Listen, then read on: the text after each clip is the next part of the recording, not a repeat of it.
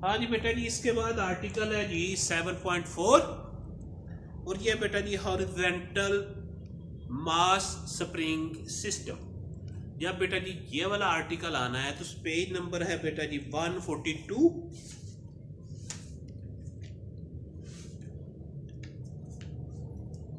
उसके ऊपर बेटा जी ये वाली तस्वीर बनी हुई है, ये आपने लाजमी बनानी है। जब बेटा जी ये वाला आर्टिकल 7.4 आएगा तो ये वाले बेटा जी 7.1 आर्टिकल है, ये जो तस्वीर है बेटा जी मास स्प्रिंग सिस्टम की, ये वाली आपने ज़रूर बनानी है और साथ इसको आपने शो भी करना है और साथ उसकी तफसील भी लिखनी है। वरना बेटा जी अगर नहीं लिखेंगे तो आपके नंबर बेटा जी वो काट लेंगे। ठीक है जी। मास स्प्रिंग सिस्टम है, इसको बेटा जी हमने क्या करना है, इसके लिए उसका डिस्प्लेसमेंट निकालना है और साथ हमने उसकी वेलोसिटी निकालनी। तो बेटा सबसे पहले हम क्या करेंगे, फिगर को डिफाइन करते हैं। हमारे पास एक बेटा जी मास है, उसको बेटा जी उसकी जो मास है जी बेटा जी m, उसको बेटा जी हमने एक स्मूथ टेबल पर रखा हुआ है हॉरिजॉन्टली। स्मूथ का मतलब यह है कि उसमें बेटा जी फ्रिक्शन नहीं है। आपने क्या किया कि उस पर बेटा जी क्या लगाई, फोर्स लगाई और उसमें बेटा जी आपने एम्पलीट्यूड पैदा कर दिया, डिस्प्लेसमेंट पैदा कर दिया। उसके बाद क्या किया आपने, जब ये फोर्स छोड़ी, आपने फोर्स खत्म की, तो बेटा जी स्प्रिंग के अंदर क्या हो गया, इलास्टिक पोटेंशियल एनर्जी आ गई। तो या दूसरे लफ्जों में बेटा जी क्या करेगा, ये स्प्रिंग जो है आप उसको अपने आप को वापस लाने की कोशिश करेगा। इसका मतलब ये होगा कि वो उस पर बेटा जी रिस्टोरिंग फोर्स लगाएगा मास पर। आपने फोर्स लगाई, जब फोर्स छोड़ी तो स्प्रिंग ने बेटा जी अपनी ओरिजिनल पोजीशन में आने की कोशिश की। उसको बेटा जी हम नाम देते हैं, वो जो फोर्स वो अपने आप को ओरिजिनल पोजीशन में लाने के लिए इस्तेमाल करता है, उसको बेटा जी हम नाम देते हैं रिस्टोरिंग फोर्स का नाम देते हैं। तो ये बेटा जी रिस्टोरिंग फोर्स के थ्रू इधर मूव किया, मेन पोजीशन पर आया, लेकिन वहां पे स्टॉप नहीं कर सका क्योंकि बेटा जी उसमें इनर्शिया आ गया था। ड्यू टू इनर्शिया बेटा जी वो मेन पोजीशन से आगे की तरफ मूव करता है और बेटा जितना बेटा जी उसने डिस्प्लेसमेंट इधर कवर किया था उतना ही बेटा जी वो क्या करेगा, लेफ्ट साइड पर डिस्प्लेसमेंट कवर करेगा और वो किसके बराबर होगा, एम्पलीट्यूड के बराबर होगा। ठीक है जी।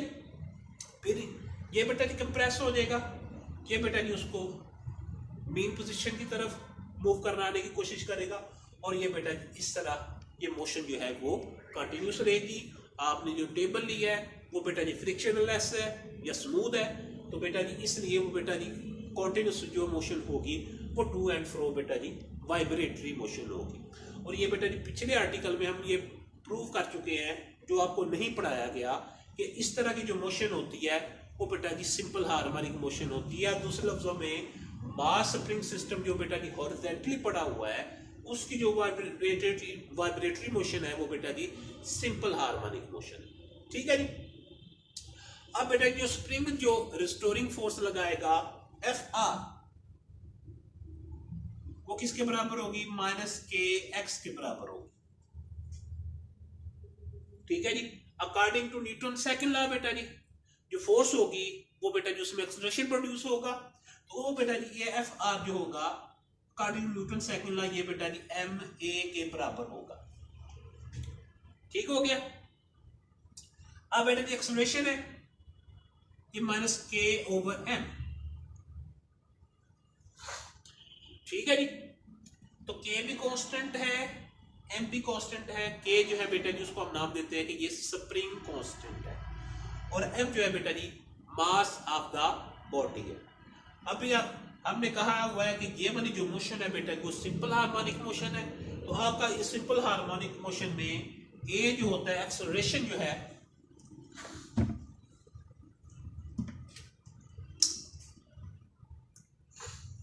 सिंपल हार्मोनिक मोशन में जो एक्सेलरेशन होता है वो बेटा जी -ω² के बराबर होता है। ठीक है जी। इसको बेटा जी अगर आप इक्वेशन नंबर 1 कह देते हैं, इसको बेटा जी हम इक्वेशन नंबर 2 कह देते हैं। तो दोनों को बेटा जब हम कंपेयर करेंगे तो ये मतलब बेटा जी ω² जो होगा वो के ओवर एम के बराबर आ जाएगा। तो आपका जो बेटा जी ओमेगा स्क्वायर है वो बेटा जी के ओवर एम के बराबर आ गया, या दूसरे लफ्जों में बेटा जी ओमेगा जो होगा वो के ओवर एम स्क्वायर रूट के बराबर आ जाएगा। ठीक हो गया? ठीक हो गया। इसके बाद बेटा जी हम कहते हैं कि जो टाइम पीरियड होगा मास स्प्रिंग सिस्टम जो है वाइब्रेटरी मास स्प्रिंग सिस्टम का, वो बेटा जी किसके बराबर होगा? Time period T is equal to 2 pi over omega.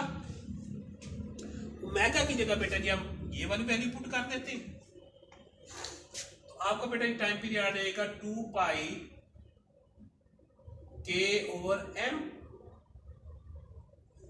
Square root के। तो ये बेटा जी आ जाएगा T is equal to 2 pi m over k बराबर आएगा। ये बेटा जी टाइम पीरियड होगा किसका? मास स्प्रिंग सिस्टम का, laying horizontally and performing vibratory motion, या दूसरे लफ्जों में सिंपल हार्मोनिक मोशन। ये बेटा जी उसका टाइम पीरियड आ गया।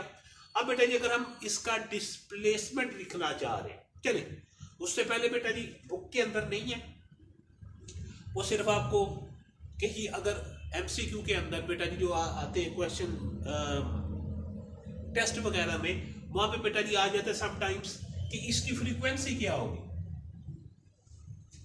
ठीक है जी, फ्रीक्वेंसी हमें पता है कि बेटा जी 1 ओवर टाइम पीरियड के बराबर होती है। तो टाइम पीरियड बेटा जी किसके बराबर है? 1 ओवर 2 पाई एम ओवर के। ठीक हो गया? तो फ्रीक्वेंसी आ गई बेटा जी 1 ओवर 2 पाई, ये बेटा जब ऊपर जाएगा तो ये बेटा उल्ट जाएगा, तो ये बेटा के ओवर एम के बराबर हो जाएगा।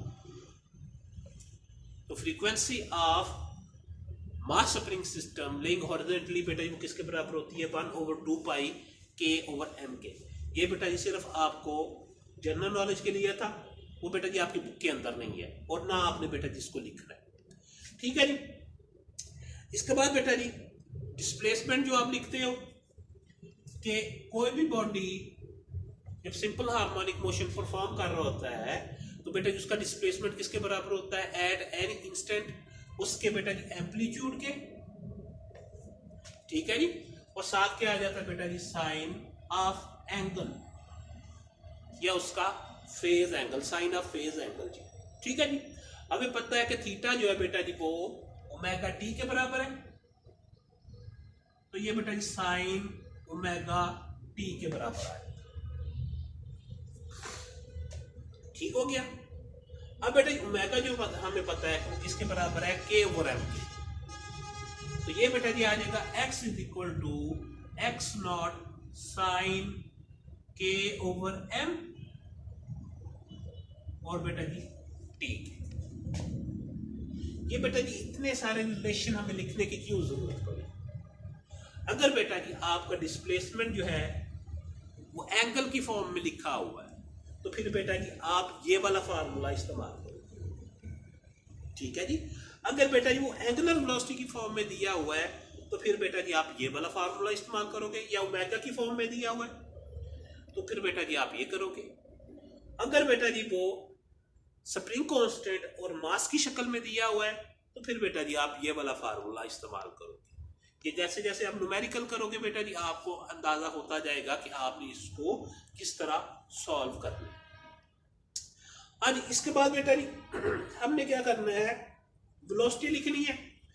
वेलोसिटी का जो बेटा जो फार्मूला हमने लिखा था कि जो वेलोसिटी होती है of any body performing simple harmonic motion, वो बेटा जी किसकी इक्वल होती है?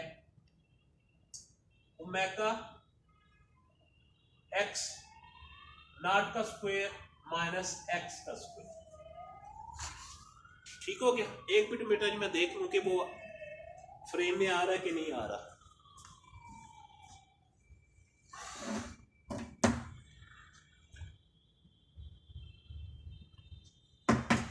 ठीक है जी बेटा जी आ रहा है। ठीक है जी। मैं क्या पता है बेटा जी हमें किसके बराबर है? के ओवर एम के। तो v जो है बेटा जी वो आ जाएगा के ओवर एम। ठीक है जी। साथ बेटा जी आ गया एक्स नॉट का स्क्वायर माइनस एक्स का स्क्वायर,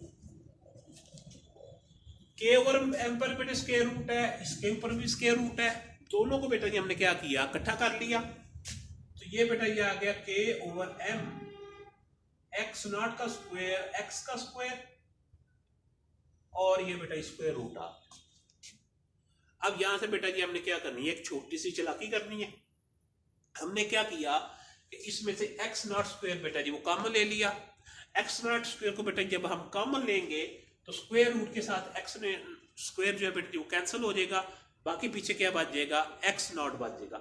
वो बेटा जी अभी हम करते हैं।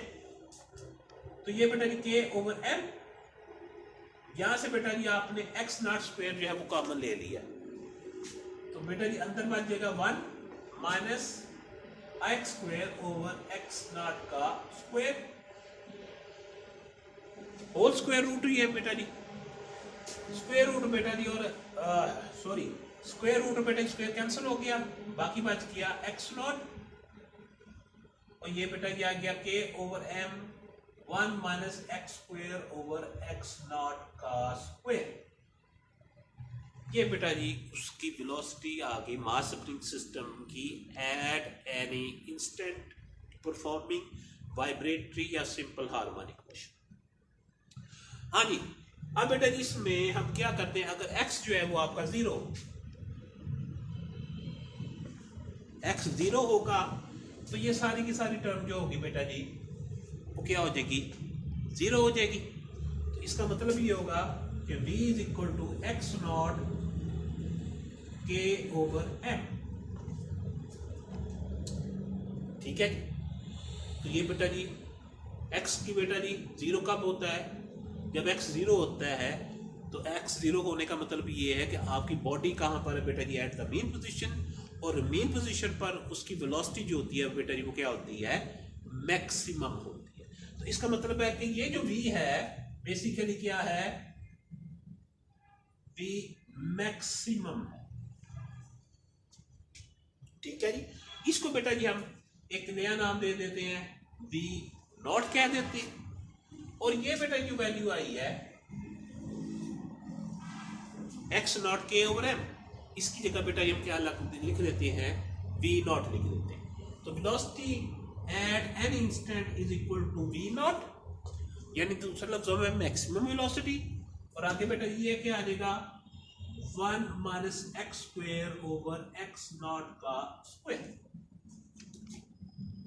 एट एक्सट्रीम पोजीशन क्या होगा बेटा जी, x जो होगा वो x नॉट स्क्वायर के बराबर होगा, x not square divided by x not square 1 आ गया, 1 माइनस 1 आपकी वेलोसिटी क्या हो जाएगी 0।